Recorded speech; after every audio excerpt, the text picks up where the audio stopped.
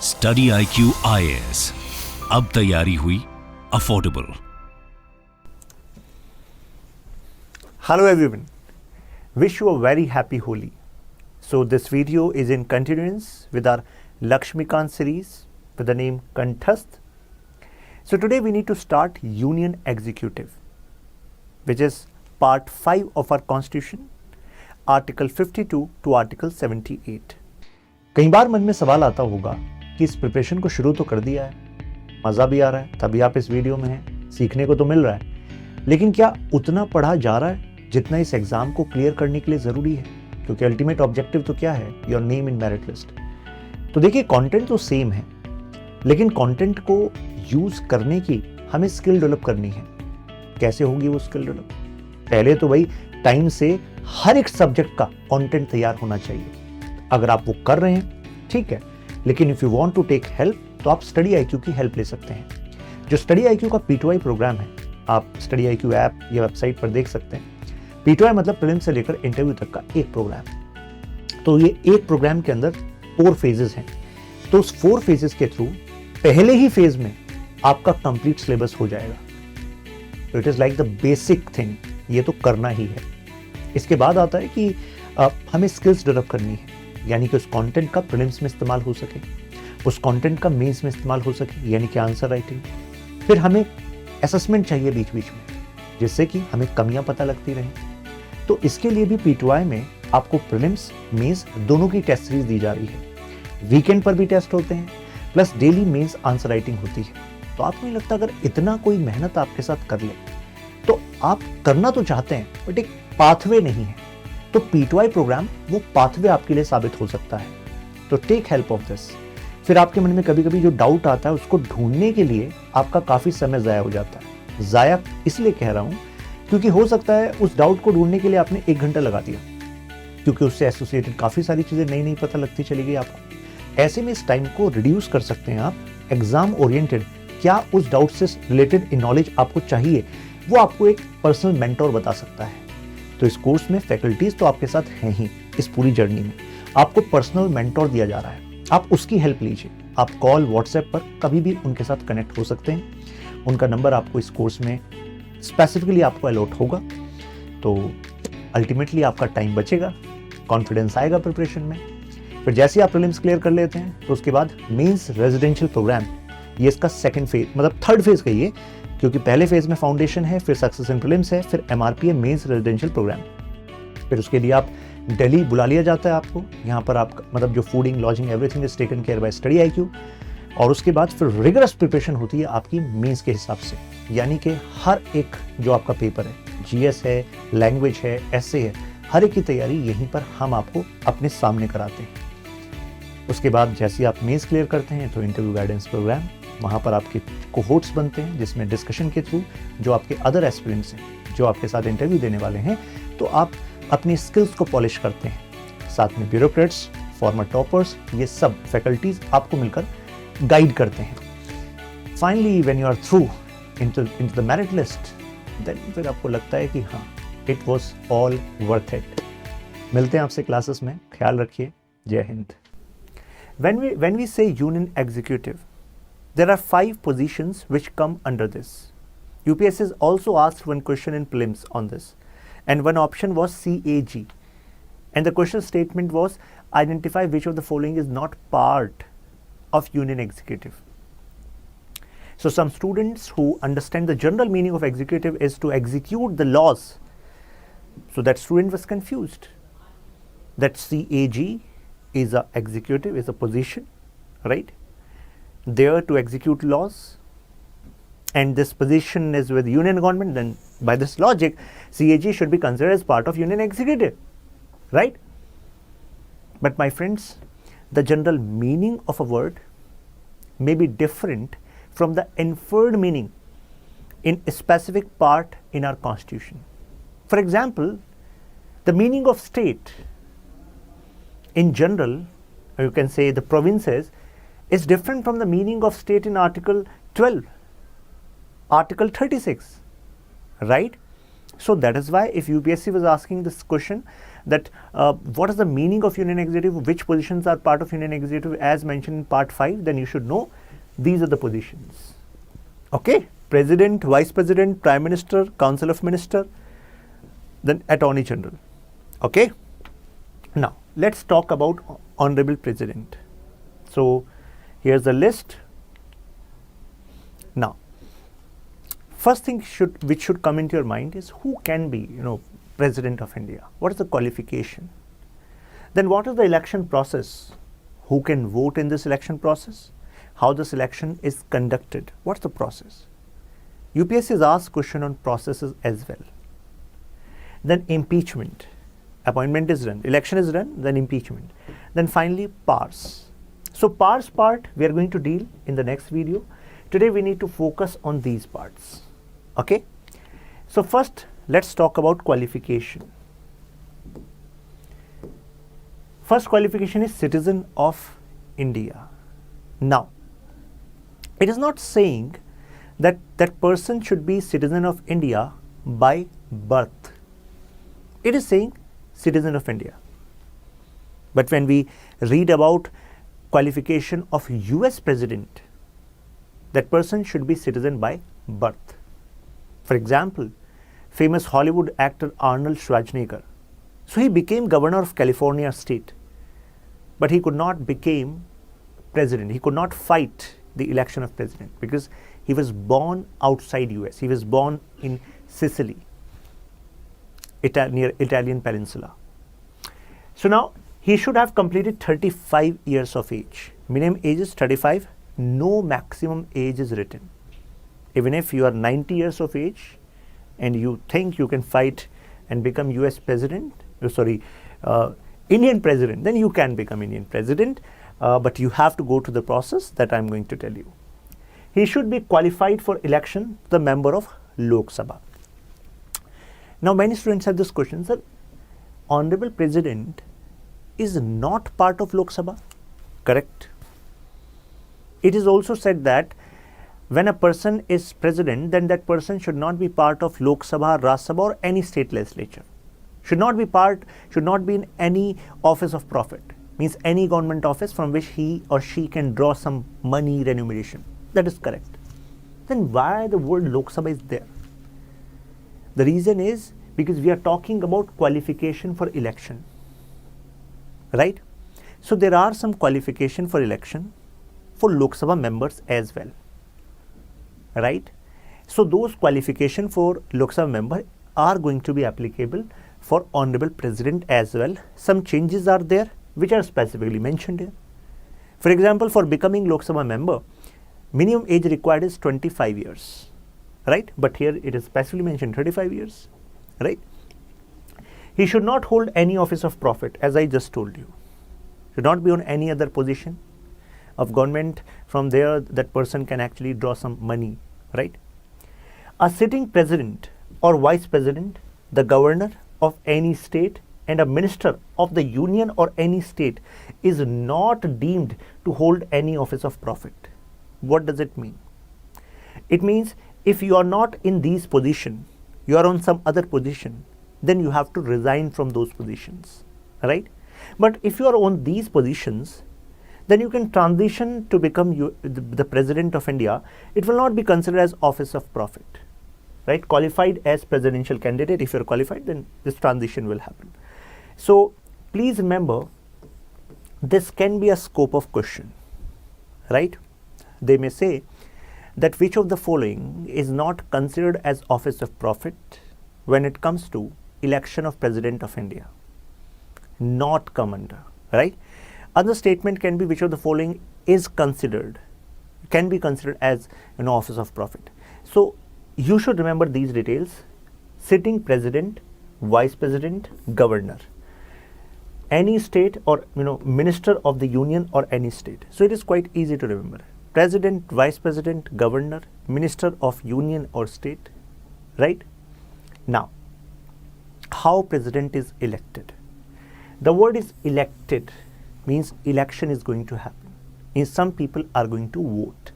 Now, is this direct election or indirect election? When I say direct election, It means people of India, means common people. They are going to vote. But in case of president, there is no direct election. Election is indirect. It means our representatives in Lok Sabha, Rajya Sabha, state legislative assemblies, elected representatives, they have this power to participate in the election of president, not the common masses, right?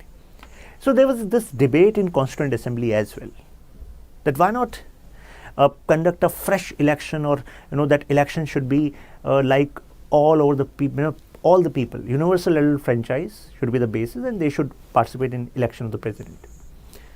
On this question, Mr. Jawaharlal Nehru stood up in the Constituent Assembly and he replied that in case of India, president position is nominal. Nominal. Real power is with PM. If real power is with PM and this position is nominal, then why you have to conduct such a big exercise that all of the people in India, adult people, they are going to, eligible voters are going to vote? That would be wastage of time. That would be, wastage of public money, right? So that is why it is better to have indirect elections. Because our model is different from the US model. You cannot say in US, in presidential election, every adult voter, they vote. Because real power is president, na. So one logic was this. Second logic which was given by Mr. Jawaharlal Nehru was that if president comes with the direct election, then there may be conflict between president and prime minister. Because president might say that we are living in democracy and people have directly elected me. So I'm not going to listen to your advice every time. I am representing will of the people. Do you think such kind of conflict in these two top positions would be conducive for any country? No. That is why this process needs to be, set in a manner where president knows what his or her responsibilities are, so that this constitution, this machinery actually runs as per Indian Constitution, right? So they are elected by Electoral College. When I say Electoral College, it means members who are going to participate in election of president. They are called part of Electoral College. And who can do that? Elected members of both houses, Lok Sabha, Rajya Sabha. Please remember, I am talking about elected members only, not nominated. Okay? For example, in Rajya Sabha, you have 12 nominated members, so that they cannot participate in election of president.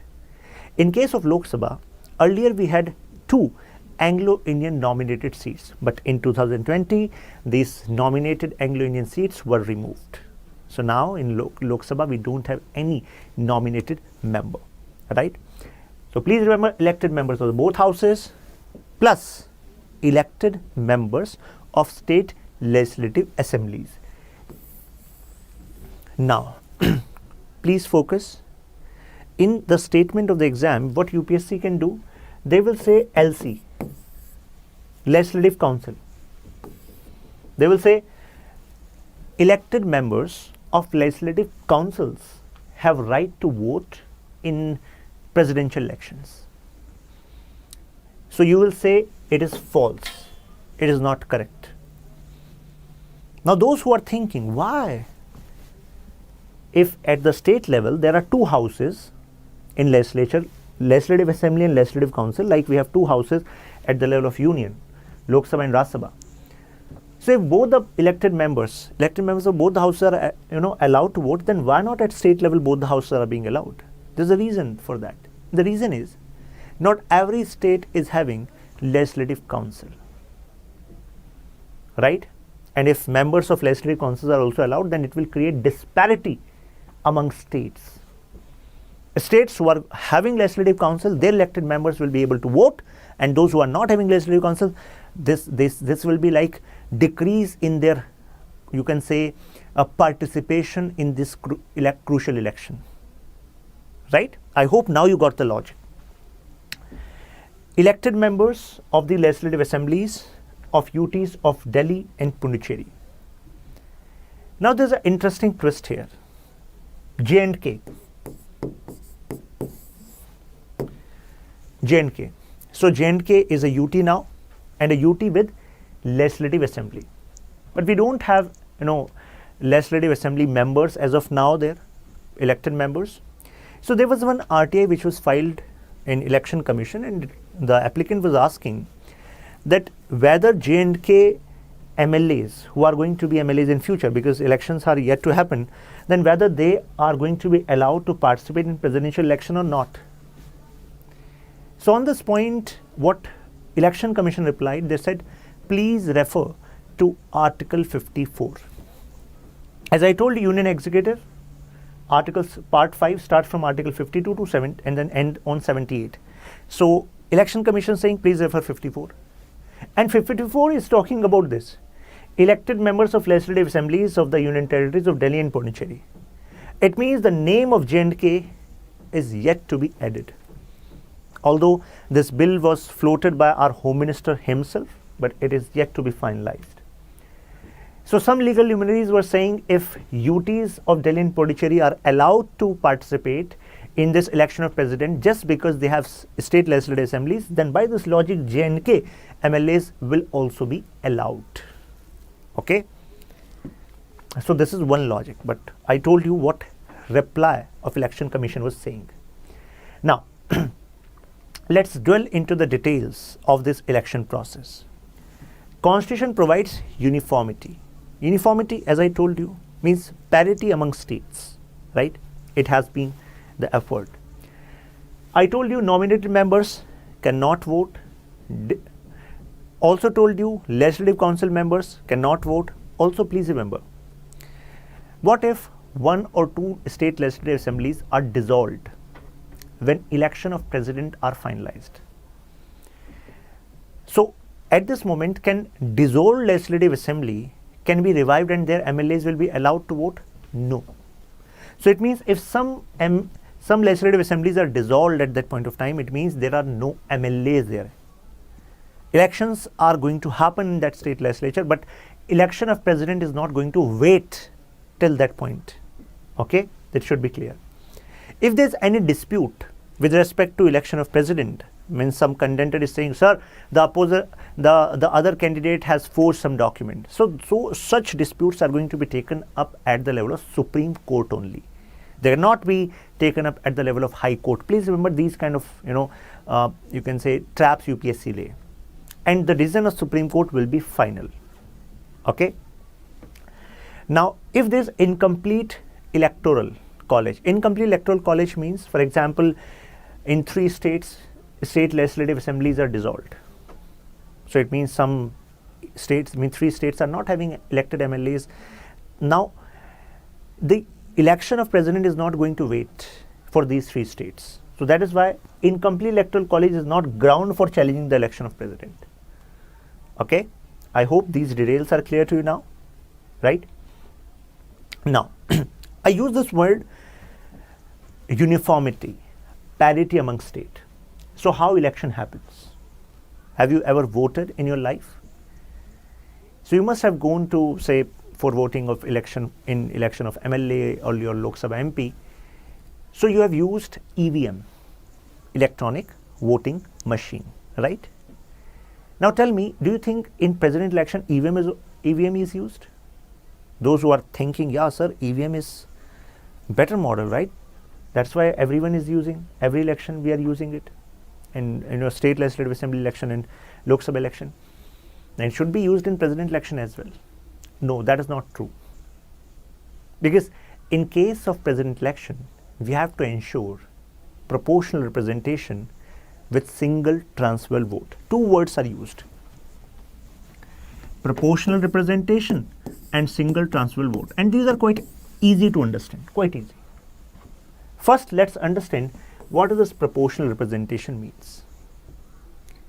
Our constitution tries to give weightage as per population. It means if you're an MLA from UP, so value of your vote will be decided on the basis of this formula. Quite simple. Just put total population of state here, because we have to bring proportional representation. Total population of state here. Then total number of elected MLA seats, means total number of elected member of state legislative assembly. For example, 404. So you have to put 404 here. If the population is say 11 crore, put it here. Multiply 1 by 1000. So this is how you are going to find vote value of MLA of UP. If you have to find vote value of MLA of say Andhra Pradesh, vote value of Andhra Pradesh, total population of Andhra Pradesh upon total elected MLA seats in state legislative assembly of Andhra Pradesh, and then multiply by 1 by 1000, right? So by this way you will be able to find the vote value of one MLA. Okay, now vote value of an MP. Now total value of votes of all the MLAs. What does it mean? It simply means, for example, we have just found vote value of one MLA of Andhra Pradesh, AP, right? We are going to multiply with the number of MLAs in AP, elected MLAs in Andhra Pradesh Legislative Assembly. So we'll be able to get the total vote value of MLAs of AP. Similarly, we are going to identify UP, MP, Punjab, Maharashtra. So by adding all these, we will be able to know what is the total value of votes of all MLAs of all states. Okay. So for some of you, it may be like, sir, it is a bit tricky. It is not tricky. Total population, you need not to count. This is available in census. Just put it here. Total number of seats, so those are fixed. Put them here. Multiply 1 by 1000. So it is quite clear, right? Adding those, you have to put here, and upon total number of elected MPs, you have to put here. When I say total number of elected MPs, what does it mean? I'm using the word parliament, and UPSC once asked question on this formula. UPSC is not going to ask you formula on this formula. It means to understand whether you understand the process or not. The word is parliament. It means Lok Sabha, Rajya Sabha both are involved here. So if I ask vote value of a Lok Sabha MP in president election is different from the vote value of Rajya Sabha MP in election of president, tell me that statement would be true or false. That would be false. Why? Because I'm using the word parliament, member of parliament. I'm using the word value of vote of an MP. I'm not distinguished between Lok Sabha and Rajya Sabha. So it means vote value of an Lok Sabha MP who is participating in election of president is same as the vote value of a Rajya Sabha MP. Now I'm making another statement. Please answer. Vote value of a MLA of UP is going to be same as the vote value of an MLA of Kerala in presidential election. Tell me the statement is true or false? A statement is false, because here we are categorizing between states. Vote value of an MLA decides on the population of that state. That is why in case of vote value of MLAs, we are going to find difference, because formula says a specific state. But in case of MP, we talk about all the vote value of all the MLAs of all the states, and then divided by total number of elected members in the parliament. Clear? Is it clear? And 1 by 1000 was here, not here. I suppose now it is clear. Now we are going to talk about this word single transferable vote also. Okay? For this, I need to first let you nominate yourself in presidential election. Okay, then I'm going to come to that. Now, who can actually fight presidential election? Is it possible that one fine day you wake up and you say to your father, "Sir, father, you were thinking I'm going to give UPSC Civil Services exam, but now plan is changed." Father is asking, "What's the plan now?" "I'm going to fight presidential election." So father is saying, "Have you read the qualification?" You are saying, "Yes, sir. Yes, I have read the qualification." So now, even if you are about 35 years of age, even if you are citizen of India, even if you are not barred on the basis of the mentioned criteria of Lok Sabha MP, now the point is, it's not like you are going to knock the door of Rashtrapati Bhavan or its secretariat that I am going to fight election. There's a criteria there. criteria is you need 50 electors as proposers. Who are 50 electors? Electors means those people who are eligible to actually vote in presidential election. And who is eligible to vote in presidential election? I told you. Elected members of Lok Sabha and Rajya Sabha, elected members of State Legislative Assembly, elected member of UTs of Delhi, Pondicherry, Jammu Kashmir can become. So now among these you need to actually befriend 50 people. You need to connect with 50 people and ask them, sir, please support me. I want to get nominated for presidential election at least. So you will get Ashirwad of 50 people. That is the first step. But process not complete yet. You need 50 seconders also. Another 50 people. Not these. Now you need to reach out to another 50 people. So please second me. Second my proposal that I want to get nominated for the presidential election. So if they think, yeah, you are worthy, then they will say, ठीक है. The name was proposed by them and we are seconding this name. So when you are done with this, now you will say, कि ठीक है, now I can be nominated at least for the presidential race. Okay? But you should actually transfer 50,000 rupees challan into RBI account, right? And if you get less than 1/6 vote, then this 15,000 rupees will be forfeited. Okay? If you get more than 1/6 vote value, in that case your 15,000 rupees will be refunded. So I'm supposing you are not getting elected as president. Okay? If you get elected as president, then 15,000 rupees definitely they will be coming back to you. Okay? And you will be having Rashtrapati Bhavan with you. Now, let's understand what is this STV, single transferable vote. As I told you that EVM is not used in presidential election. What is used? Ballot paper. Ballot paper is used. I think ballot paper is visible in front of you. This is my ballot paper. This is my ballot paper. Okay? And this ballot paper is unique in itself. Why? Because you need not to actually give support to only one person. You can give choices in sequence. For example, you are given a ballot paper and you know 3 candidates are fighting presidential election. Rohit, Prem and Shweta.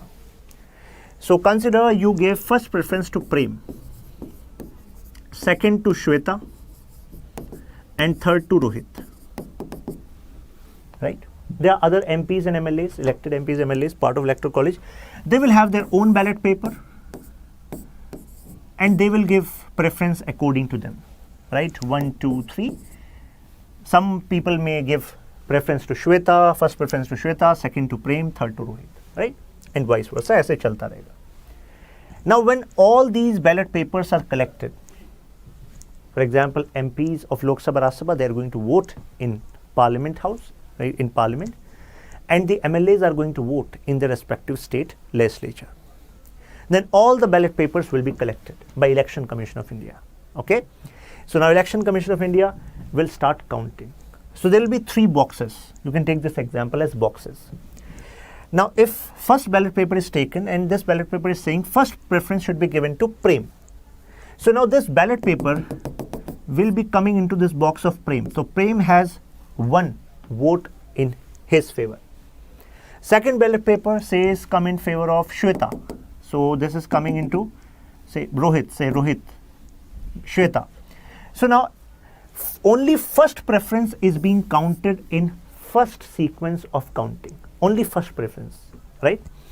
Another ballot paper is giving first preference to say Rohit. So another ballot paper coming into Rohit's basket.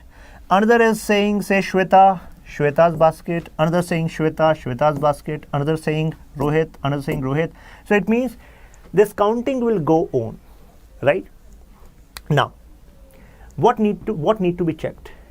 The point at which 50% plus 1 vote value, the quota which we say is achieved by anyone, that person will be declared as winner, right? And why I'm saying vote value? Because I told you vote value of MLA is different from vote value of another state MLA, and these vote values are different from vote value of MP, right? This is not like 1%, 1 vote value. There's a difference there. So now, when all these vote values are being calculated and it is found that there's a tie, no person is getting clear majority, what is going to happen now? Now they will look which of these three people who get the third position. So we found that Prem got the third position. So it is time to bid farewell to Prem. Prem, you are out of the game. Now you are not in the race of presidential election. Now what is going to happen with the ballot paper which was given to Prem? So we are going to extract that ballot paper. We extracted that ballot paper. So Prem, you are out of the race. Now what we are going to find? Oh, look, in this ballot paper, what is the second preference? Second preference is Shweta. Now, this ballot paper will transfer into Shweta's basket. So Shweta has one more vote, right? So consider, for example, there is another ballot paper in that we have checked, oh, Shweta, you have another. So it means by this manner, we are going to extract ballot papers from the last person and we are going to divide it as per the second preference. And now we will be able to identify which person is the winner. Now you can congratulate that person as President of India, right? But this person has to take oath. Now, in the start I told you why presidential elections are indirect. I told you because President is the nominal head, real power is with Prime Minister. So it is inconsistent. If this much power is not with President, it is symbolic head. Although you can say in the hierarchy, a president comes before Prime Minister, right? But since not much power and we don't want conflict in the office of President Prime Minister, that is why it was not needed. Direct election costly hai, right? And consume lot of time. Now the point is oath. Oath of President is the responsibility of CJI or other senior most judge of the Supreme Court, okay?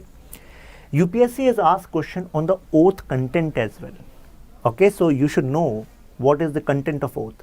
Faithfully execute the office, number 1. Preserve, protect and defend, PPD. Preserve, protect and defend Constitution and the laws. And the lobby is mentioned. Devote himself to the service and well-being of the people of India. Okay, so these are the 3 points, the content of oath. Oath is administered by CJI or senior most judge, already told you. Acting president, consider that if President of India actually dies, okay, God forbid, but if dies, what is going to happen? That person is in position, dies. So now Vice President has to act as acting president. But Vice President for that has to take oath. Oath will be same. But Vice President will act as acting president, not full-fledged president. Okay? It means we are going to wait for the fresh election. Okay? Now, conditions of president. Should not be a member of either house of parliament. As I told you, Lok Sabha, Raj Sabha or any state legislature, you should not be. Office of profit, you should not be at office of profit. Emoluments, allowances, privileges of office of president are decided by parliament. Please remember, these are decided by parliament. Personal immunity, or another point is, if you are appointed as president, elected as president, now your salary, your remunerations, allowances, they cannot be diminished during your tenure. Okay? Personal immunity is provided for all the legal aspect of the office when, for example, you are signing a particular file on the advice of Council of Minister. So you cannot be dragged into court that why you signed that file, right? You are getting immunity for all official acts.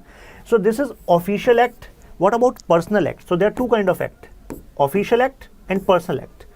So in personal act, there can be two kind of, you can say, offenses a person can do. For example, civil offenses and criminal offenses. So in case of criminal offenses, you are immune from criminal proceedings, even in respect of personal acts. But I'm immune till what point?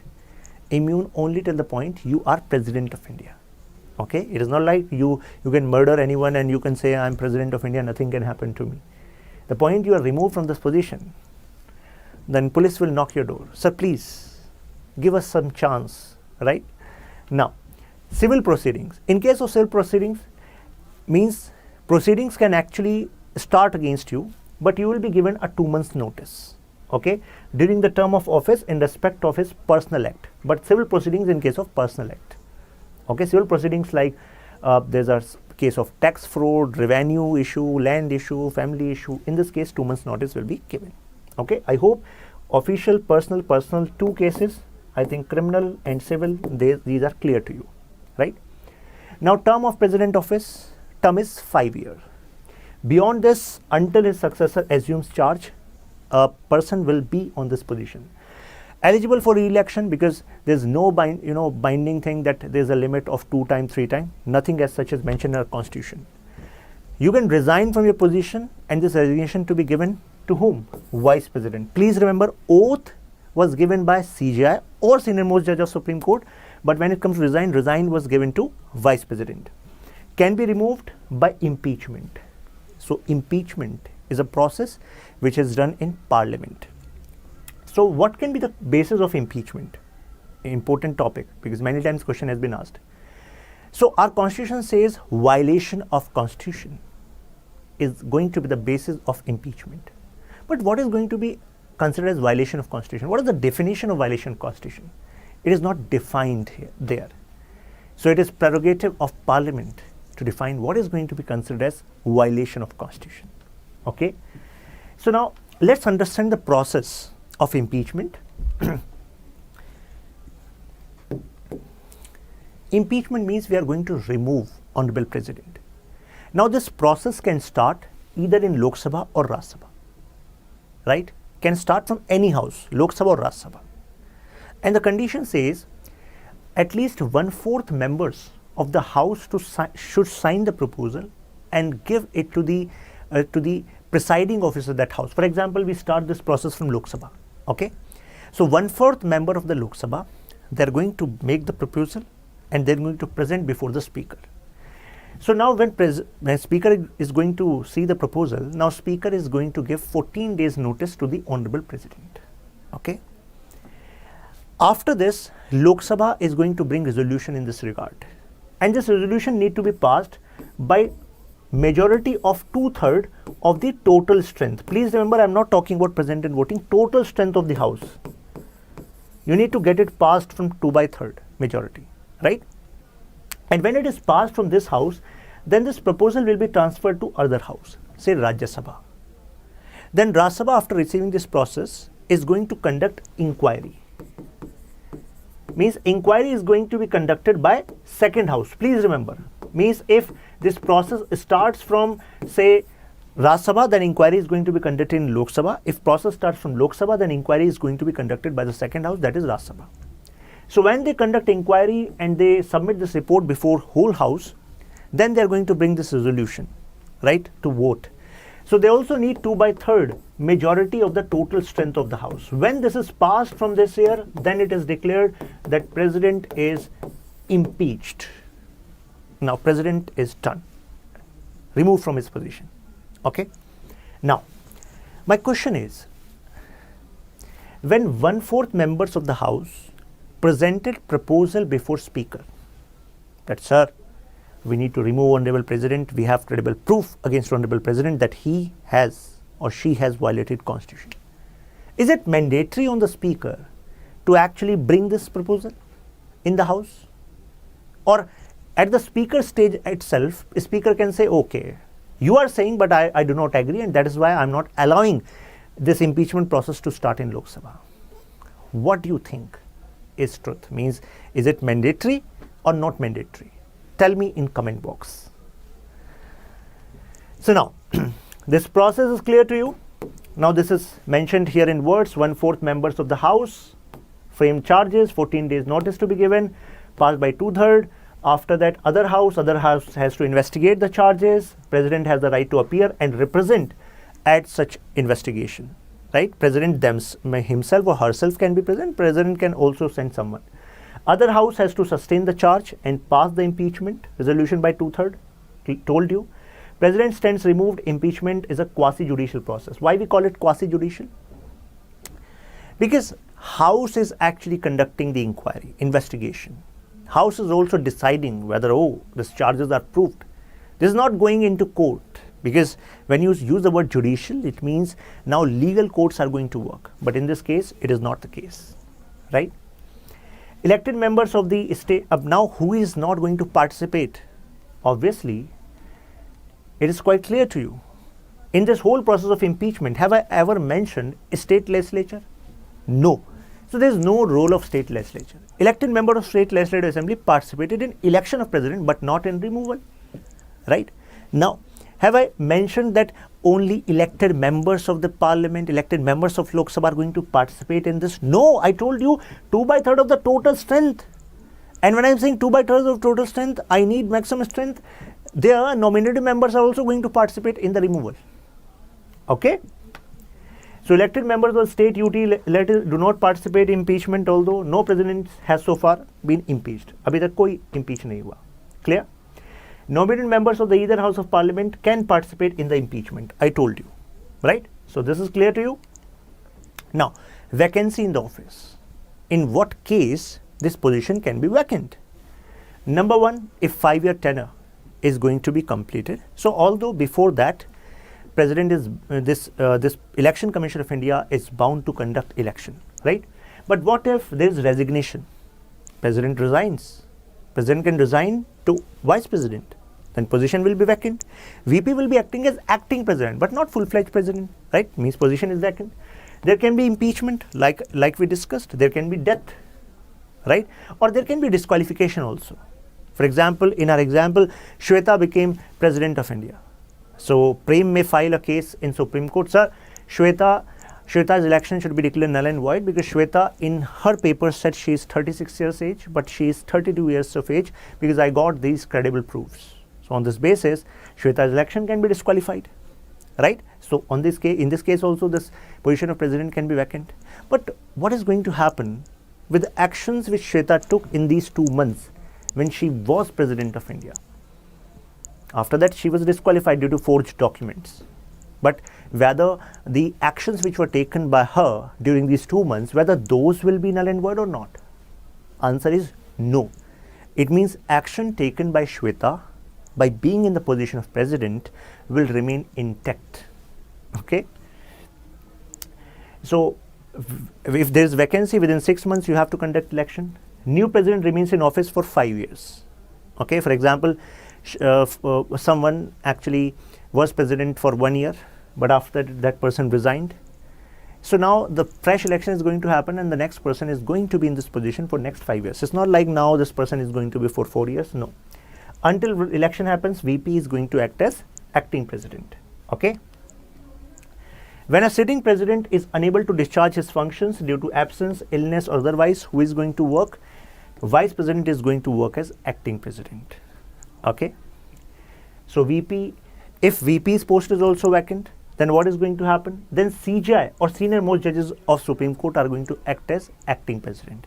So it means first president, if president is gone, then vice president, if vice president is gone, then CJI, if CJI also gone, then senior most Supreme Court judge. And we have line of Supreme Court judges, so you need not to worry.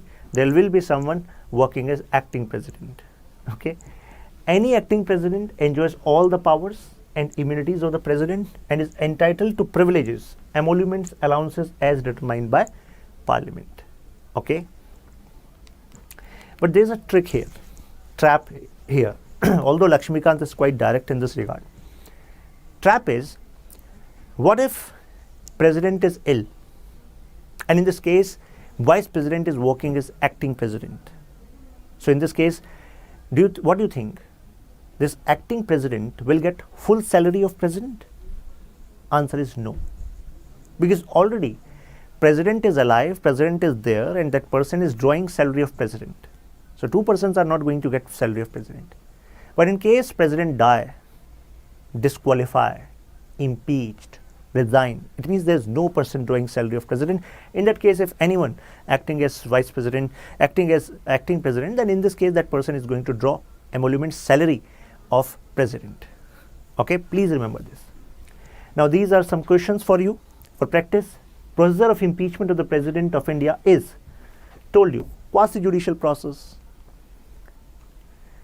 Electoral College of President of India not consist of whom? Come on. Member of Legislative Council of State. Told you LC is not included.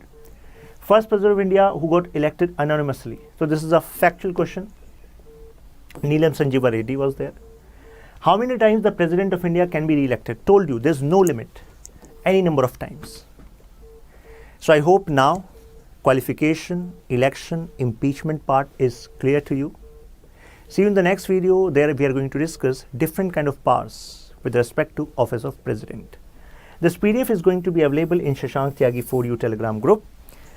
You can connect with me in my personal Insta handle also if you're using Instagram, shashank.powerbeing. If you have any doubt whatsoever, I'll be there to help you out. See you.